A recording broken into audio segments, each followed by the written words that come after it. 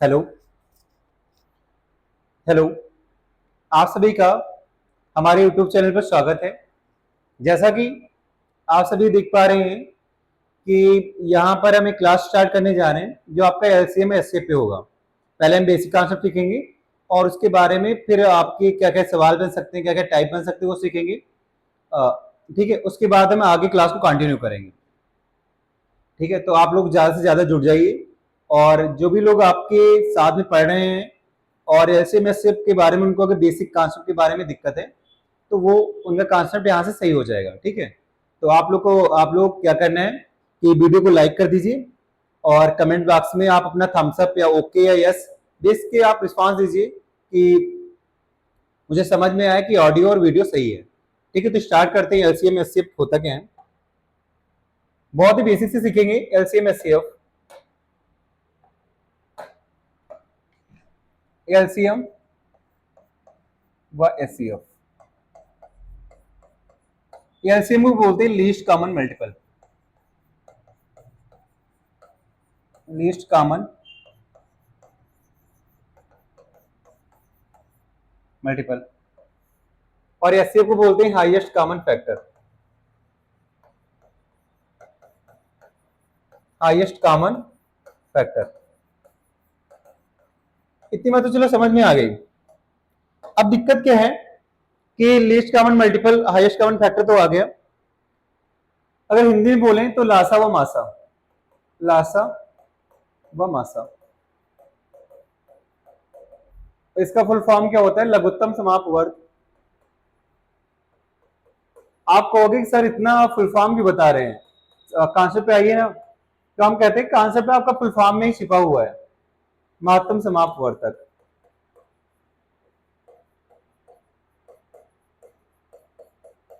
महत्तम समापवर्तक। ठीक है, तो आपको करना क्या है कि जैसे मैंने फुल फॉर्म लिखा, आप उससे पहले एक चीज सीखिएगा, मल्टीपल और फैक्टर क्या होता है।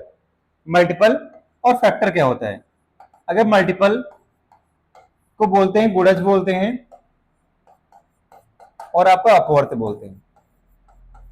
मेरी बात समझिएगा, गुणज मतलब गुणा से जो उत्पन्न होने वाला है, जैसे आप जिसके लास्ट में जा लग जाता है उससे मतलब होता है उत्पन्न होने वाला।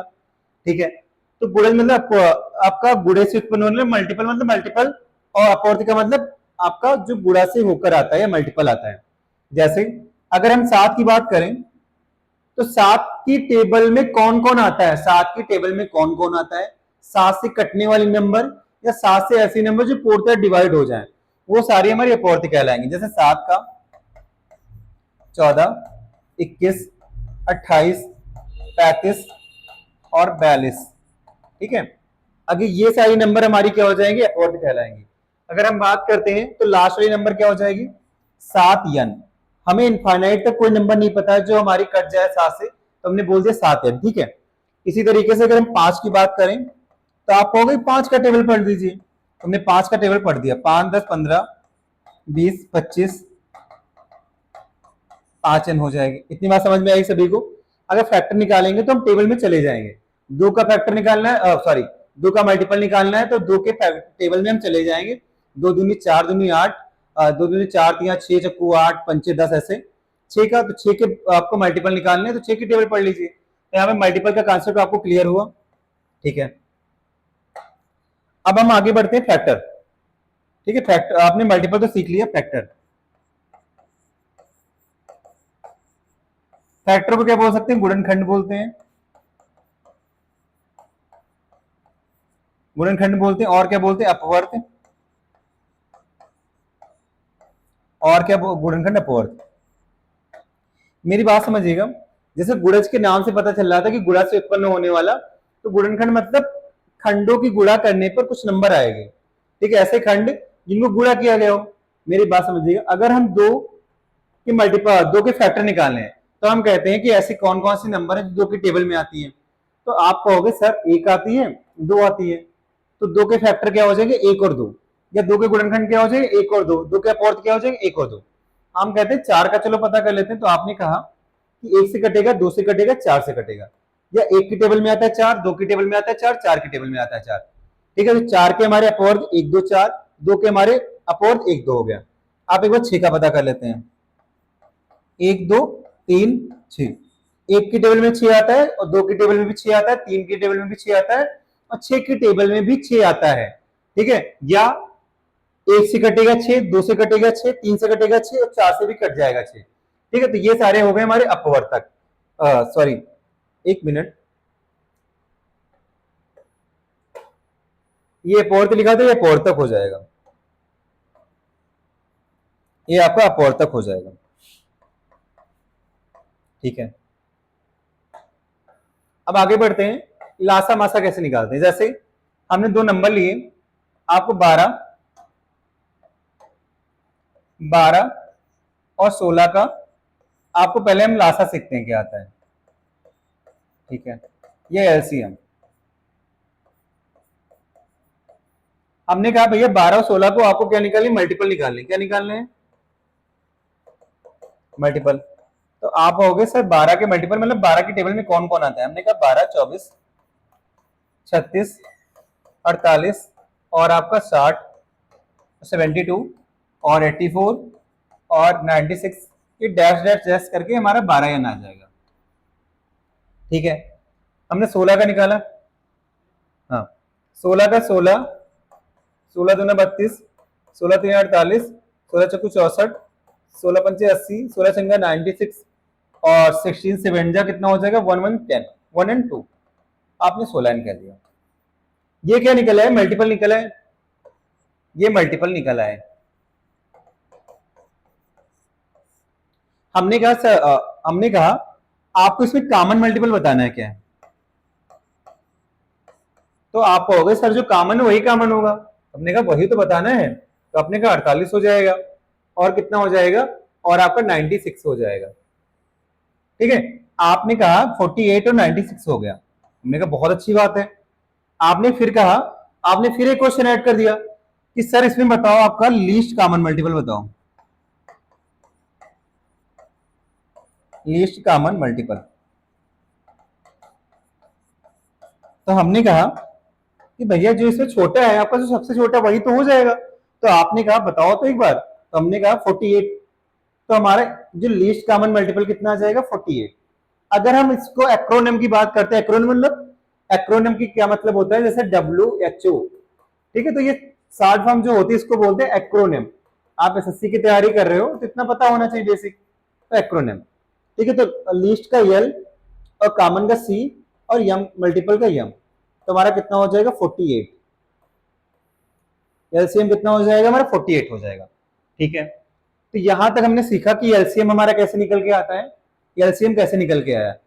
पहले मल्टीपल निकालेंगे, मल्टीपल में कॉमन, कॉमन में जो सबसे छोटा हो वो हमारा एलसीएम हो जाएगा। ठीक है, अब हम बात करते हैं आपका, इसी तरीके से सीख लेते हैं एक बार, एचसीएफ सीख लेते हैं, फिर तरीके पता करेंगे।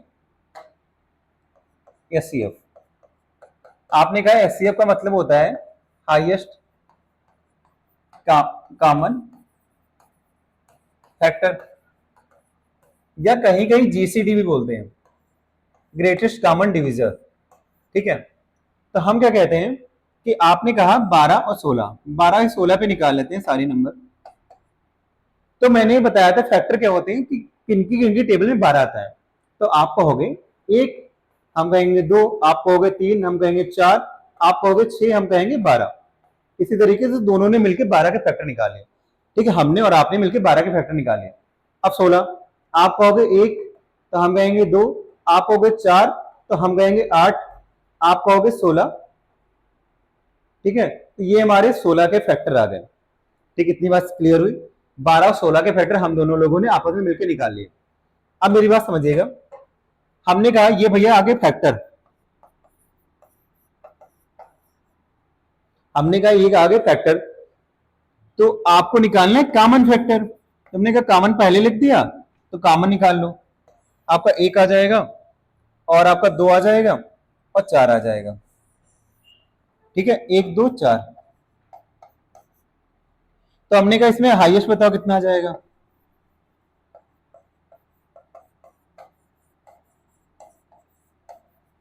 हमने कहा हाईएस्ट कितना आ जाएगा, तो आप कहोगे 4। तो यहाँ पे एचसीएफ कितना आ जाएगा हमारा 4। अगर हाईएस्ट का एच, कॉमन का सी और फैक्टर का एफ, तो एचसीएफ कितना आ जाएगा 4। मेरी बात समझ में आई। ठीक है। अगर एचसीएफ हम बात करते हैं तो हाईएस्ट कॉमन फैक्टर हो जाता है। इतनी बात सभी को क्लियर हुई। अब हम आगे चलते हैं 5 मिनट और कि आपका एलसीएम एचसीएफ निकालते कैसे हैं। जैसे 12 और 16 का 12 और 16 पे पूरा चेक करते हैं। आपका पहला मेथड होता है प्राइम फैक्टराइजेशन। प्राइम फैक्टराइजेशन, ठीक है, अभाज्य गुणनखंड विधि। तो हम कहते हैं 12 के आप अभाज्य गुणनखंड कर लीजिए, ठीक है। तो 12 के आपको क्या क्या करोगे, 2 दूनी 4, या 12 आप 16 का क्या करोगे, 2 दूनी 4 दूनी 8 दूनी 16। आपने किया, इसमें जो कॉमन होगा उसको हम सर्किल बना लेंगे, ठीक है। तो हम एलसीएम निकालेंगे, जो कॉमन आएगा, जो कॉमन होगा वो एक बार, कॉमन 2 तो एक बार, कॉमन 2 तो एक बार, कॉमन होगा वो एक बार आएगा, जो बचेगा वो सब आ जाएगा, जो बचेगा वो सब आ जाएगा। कितना हुआ, 2 दूनी 4 3 12 दूनी 24 दूनी 48। तो एलसीएम हमारा कितना आ गया, 48 आ गया। तरीका नंबर 1, ठीक है, मेथड नंबर 1।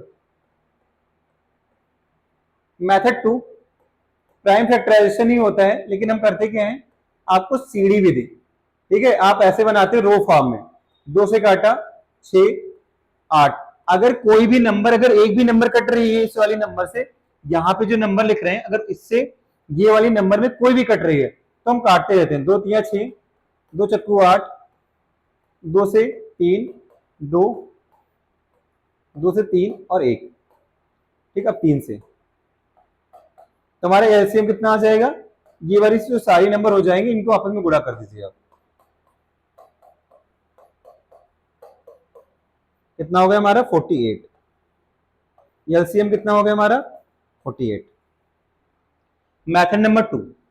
अब मेथड नंबर जो 3 आता है, आपके सवाल पेपर में एसएससी में 15 मिनट में 25 क्वेश्चन पूछेगा, तो आपको एलसीएम निकालना होगा। तो एलसीएम आप ऐसे नहीं निकालेंगे, ऐसे निकालेंगे तो 15 मिनट में 25 क्वेश्चन की तो बात छोड़िए, पहले वाले पैटर्न पे भी आप क्वेश्चन नहीं कर पाते। तो उसके लिए तरीका क्या है, एक तरीका और है। उसके लिए कोई नंबर टफ लेते हैं, इजी में तो आप कर ही लोगे। 12 16 मान लो हम इसका ही बताते हैं। तो आपने बड़ी वाली संख्या लेना है, आपको बड़ी वाली संख्या लेना है, हमने कहा 16, ठीक है। अब 12 के मन में फैक्टर करना है। 12 के फैक्टर क्या आएंगे मन में, आप कहोगे 4 और 3, आपने कहा 4 और 3। तो क्या 12 का 4 जो है ये 16 में आ चुका है, 12 का 4 16 में आ चुका है, तो हम 4 को नहीं लेंगे, 4 जो है अब नहीं लेंगे, क्योंकि बार बार लेने की जरूरत नहीं है, पहले ही आ चुका है। क्या 12 का 3 इसमें आया है, तो आप कहोगे नहीं आया है, तो 12 का 3 ले लेंगे, तो कितना हो जाएगा, 48। ये तरीका देखिए कितनी जल्दी हो गया। एक सवाल और करते हैं, आपका 21 35 63, 21 35 63 को हटाइए, 21 35 आप पी लीजिए, हम बाद में पी लेंगे, ठीक है। 21 35 आपको बताना है 77, तो आपको इसका एलसीएम बताना है। तो हम क्या करते हैं कि बड़ी संख्या आपने ले लिया, हमने बड़ी संख्या ले लिया, आप क्या करते हैं उससे छोटी वाली संख्या पे जाइए। 35 को 7 गुणे 5 ले सकते हैं। आप कहोगे सर 7 7 जो है 77 में आ चुका है, लेकिन 35 का 5 नहीं आया, तो हमने कहा 5 भी ले लेते हैं, ठीक है। अब छोटे वाले नंबर पे जाते हैं, तो 21 को 7 गुणे 3, आपने कहा इसका 7 यहां पर आ चुका है, इसका 3 नहीं है, हमने कहा 3, तो 15 और 77 की, ठीक है।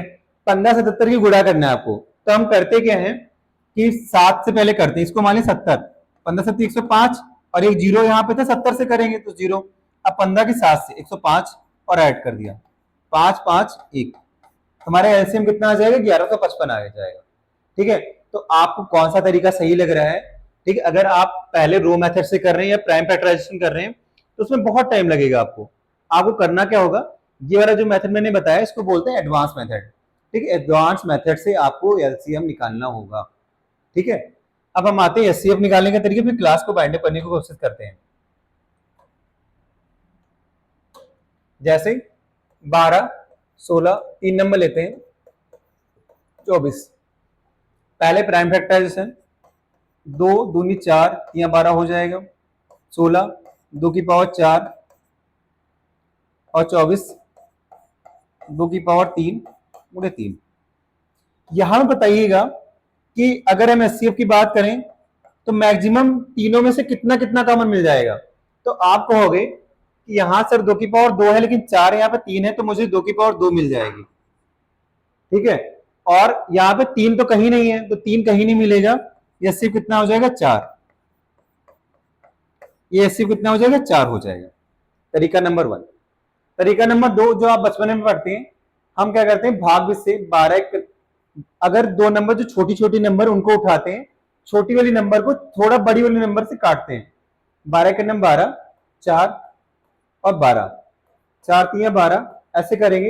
ये वाली नंबर जैसे यहाँ पे मैंने एलसीएम, यहाँ पे शेषफल आया, अब यहाँ पे वो वाली नंबर आएगी जिससे आपने स्टार्ट किया था 12, ये कितना आ जाएगा आपका 0।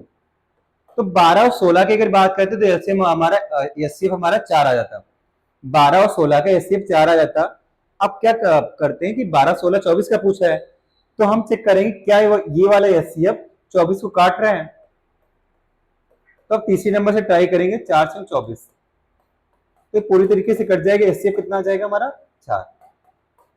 अगर पूरी तरीके से नहीं कटता तो ये वाला जो मेथड मैंने यहाँ पे मान लो शेषफल बचता, तो फिर ऐसे बना के ये वाला नंबर यहाँ पे उतरता, फिर आगे ट्राई करते हैं। इतनी बात क्लियर हुई, ये एचसीएफ आ गया। आपने कहा कि ये भी सर मेथड बहुत लंबा हो जाएगा, हमने कहा चलो एक और तरीका सीखते हैं। 12 16 24, अब यहां पर क्या करते हैं, यहां पर आपने ये क्या सीखा था, आपने रो मेथड सीखा था। इसमें एलसीएम में क्या करते थे, अगर कोई भी नंबर करते तो काट देते हैं। यहां पर क्या होगा, ऐसी नंबर लिखेंगे जो तीनों नंबर को काट दे, ऐसी नंबर लिखेंगे जो तीनों नंबर को काट दे। तो हम क्या करेंगे, 2 से स्टार्ट करते, 2 छाक 12, 2 8 16, 2 12 24। कोई ऐसी नंबर है जो 6 8 12 को काट दे, हमने कहा 2 है, 2 चक्कू 8, 2 छक 12। हमने कहा कोई ऐसी नंबर है जो 3 4 6 को काट दे, आप कहोगे कोई नंबर नहीं, हम कहेंगे एक नंबर है, वो 1 होती है। ठीक है, वो 1 होती है।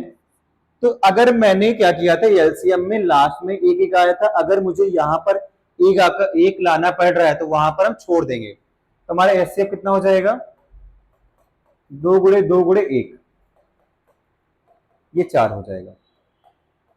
Method number 3। आप कहोगे सर इसमें कौन सी बड़ी बात बता दी आपने, ये तो बताते ही हैं सब लोग। तो हमने कहा चलो एक मेथड और सीख लेते हैं, डिफरेंस मेथड। क्या बोलते हैं, डिफरेंस मेथड।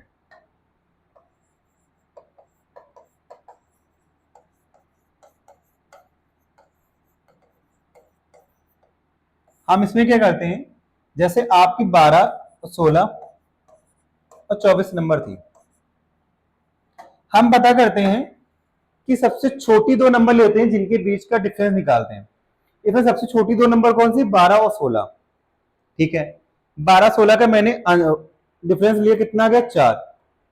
ठीक है, 4 को आपको क्या करना है, 4 के प्राइम फैक्टराइजेशन करने हैं, अंतर के 2 गुणे 2। अब चेक करना है क्या 2 गुणे 2 से तीसरी नंबर कट रही है, तो पहले वाले 2 से 24 कट जाएगा, आप कहोगे बिल्कुल कट जाएगा। ठीक है, कट जाएगा, तो कितना बचेगा 12। क्या 2 से 12 कट जाएगा, आप कहोगे बिल्कुल कट जाएगा। ठीक है, तो ये दोनों से 24 कट जा रहा है, ये दोनों मिलाकर 24 कट जा रहा है। ऐसे भी कर सकते हैं, अगर 2 दूनी 4 से 24 कट जाएगा तो 4 हो जाएगा। ठीक है, तो हमारा एचसीएफ कितना आ जाएगा 4। एक नंबर और लेते हैं, 21 35 और आपका 77, तो इनका अंतर कितना है 7। ठीक है, तो 7 के प्राइम फैक्टराइजेशन 7 ही होगा। क्या 7 से 77 कट रहा है, आप कहोगे सर बिल्कुल कट रहा है, तो एचसीएफ कितना हो जाएगा हमारा 7 हो जाएगा। ठीक है, तो यहां पर हमने क्या सीखा, एलसीएम एचसीएफ के बेसिक कॉन्सेप्ट सीखे, और एलसीएम एचसीएफ के निकालने के जो मेथड होते हैं मैंने सीखे। क्लास लंबी हो जाएगी, इसीलिए हम क्या करते हैं, यहाँ पर क्लास को वाइंड अप करते हैं और फिर नेक्स्ट क्लास में मिलेंगे। वहां पे जो आपके एसएससी के प्रीवियस ईयर में जो भी आपके सवाल दिए गए हैं, जो ऐसे सवाल ठीक है, ऐसे सवाल जो आपको दिक्कत करते हैं, ऐसे यूनिक सवाल, वो सारे सवाल हम यहाँ पे डिस्कस करेंगे। ठीक है, तब तक के लिए क्लास में बने रहिएगा और वीडियो को लाइक करिएगा और चैनल को सब्सक्राइब कर लीजिएगा। जय हिंद, जय भारत।